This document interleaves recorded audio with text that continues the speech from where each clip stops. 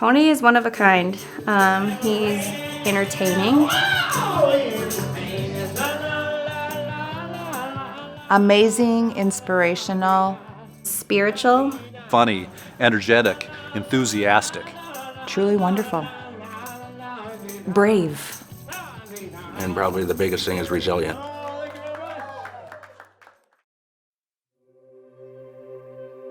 When Tony was actually inside me, we knew something wasn't right.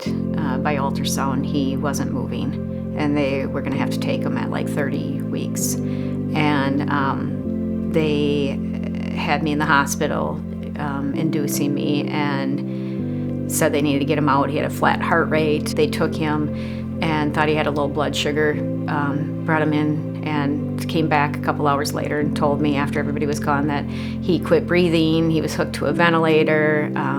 They said he might be blind, he might be deaf, he might be mentally retarded. I mean, this was 23 years ago, so that's what I was hit with. The doctors said they didn't know. They ran all kinds of tests. They had no idea what was wrong. And I remember it being kind of scary as a little girl watching your mom and your dad having to, care for a baby who needed so much extra help and needed help with everything from eating and to being able to breathe. Tony was a great kid, a lot of work, especially when he was little, because we had nurses and doctors at our house 24 hours a day, 7 days a week. Hi. So I don't think it was until he was, I want to say 7, when we finally got help through LifeWorks, and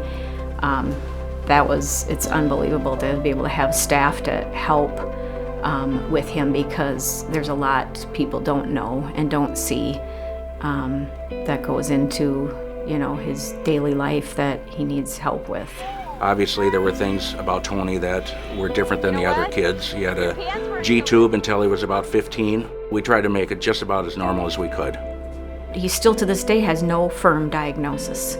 Tony is who he is. I don't have to have a diagnosis. He's just a very special boy, and we love him to death.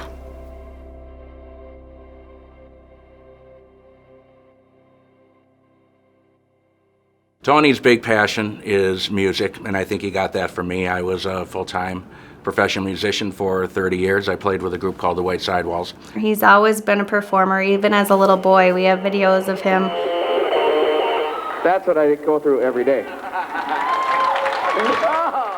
He would get on stage with us, and our manager would always have a shirt made for Tony, so he would match us. We'd grease his hair, and he had a little plastic guitar around his neck.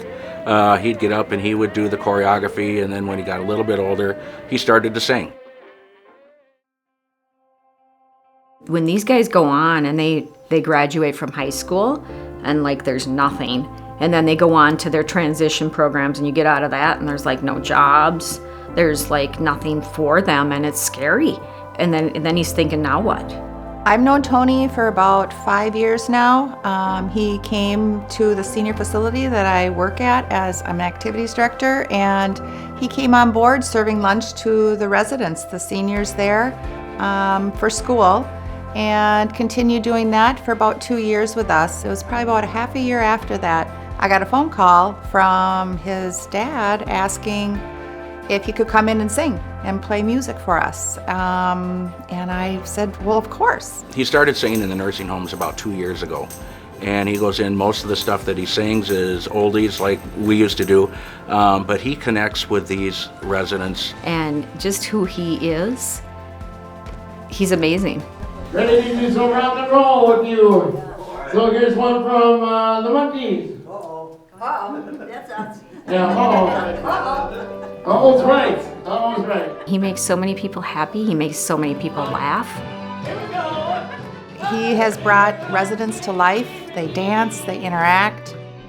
They just absolutely adore him, and to see the smiles on their faces, because some people don't have anybody to come visit them, and so they look forward to Tony coming to perform every week. And I fight back the tears of joy quite often when I see him, because he's in his element and he's on his stage and nothing else matters to him, and that's how the people feel. It's kind of like a win-win for him and the people that he's performing for, because they both get an equal amount of joy out of it. It's great to see. Tony's on this earth for a purpose. Tony has a gift for knowing when somebody is going through something. He'll go over during a song and bend down on his knee and hold their hand, and pretty soon they're crying. And then they've got a huge smile on their face after. My baby dog, a hangy-pangy. Music to residents is very important. Whether they're struggling with Alzheimer's, dementia, the music is one thing that will never leave them. Residents who have Alzheimer's who may not be able to talk otherwise will spark up when they hear the music. To me, it's the number one thing, because it brings memories to life. It truly brings a lot of memories to life. There's something about him that they love.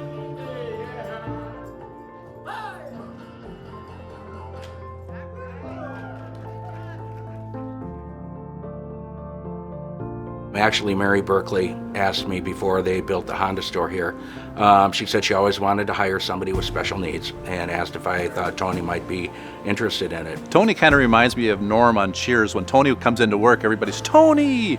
And he gets along with everybody at the dealership. They stop and visit him. He's constantly in conversation with just about the entire sales staff. Good to see you. Good to see you today. Yes. How are you? He really looks forward to coming into work every day, and does a great job. When we hired Tony to start at the dealership, his responsibility was to wipe down cars. But as time has gone by, Tony's gone from wiping down cars to meeting customers and greeting customers. Hi, welcome to Buerkle. How are you doing today? Now he's like a full-fledged salesperson. What are you in for? You got your car in for service. What are you driving? I mean, he's asking the questions that a salesperson would. It started as a conversation, but he got so into talking to the customers that he goes through a full-fledged introduction when a customer comes in. His growth has been tremendous. You know, Tony is a kid that they said would never walk, would never talk. And I think the doctors today, if they looked at him, they'd be absolutely amazed at where he's come from. He never gives up. His growth, I think more than anything else, is just his confidence that he can do things. Ever since Tony was little, I have called him Andy. His real name is Anthony, and I'm the only one that's ever been allowed to call him Andy. So I just want to say, Andy, you couldn't have made your dad more proud. Congratulations, and you're just really, really loved.